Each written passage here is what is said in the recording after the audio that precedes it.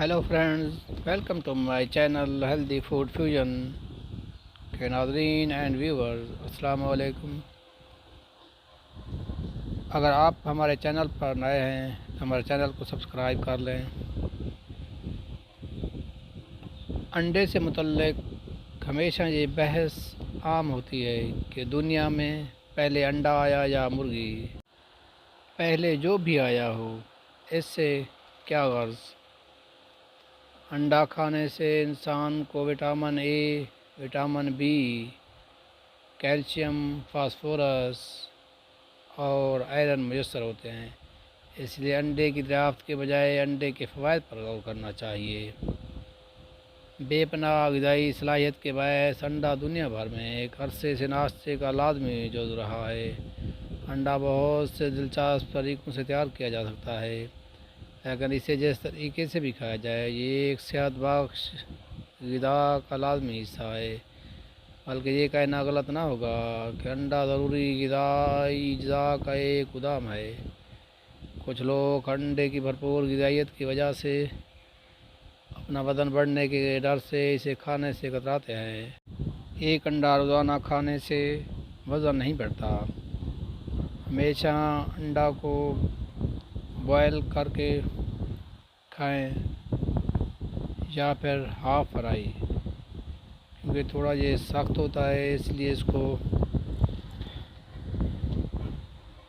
Boil کر کے کھانا ہی بہتر ہے۔ یہ صحت کے لیے بہت ہی اچھا ہے۔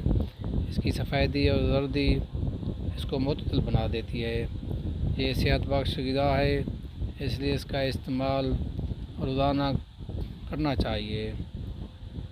یہ خون کو بڑھاتا ہے، خون کی کمی کو ختم کرتا ہے۔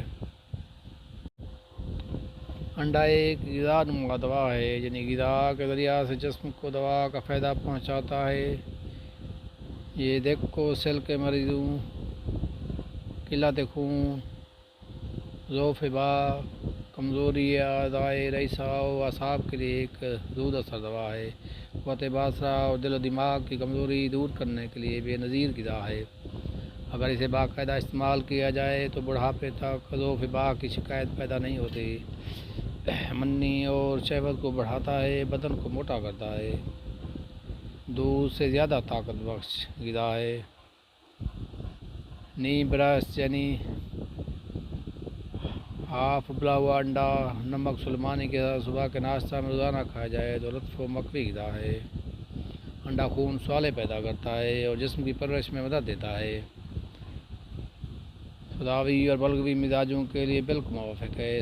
سفیدی اور زردی دونوں کو ایک ساتھ کھانے سے گرم مزاجوں کو بھی موافق آ جاتا ہے۔ اس سے سستی دور ہوتی ہے، کاہلی ختم ہوتی ہے۔ لیکن زیادہ گرم مزاج اور گرمی کے موسم میں اور بالخصوص گرم امراض میں اس کا استعمال نامناسب ہے۔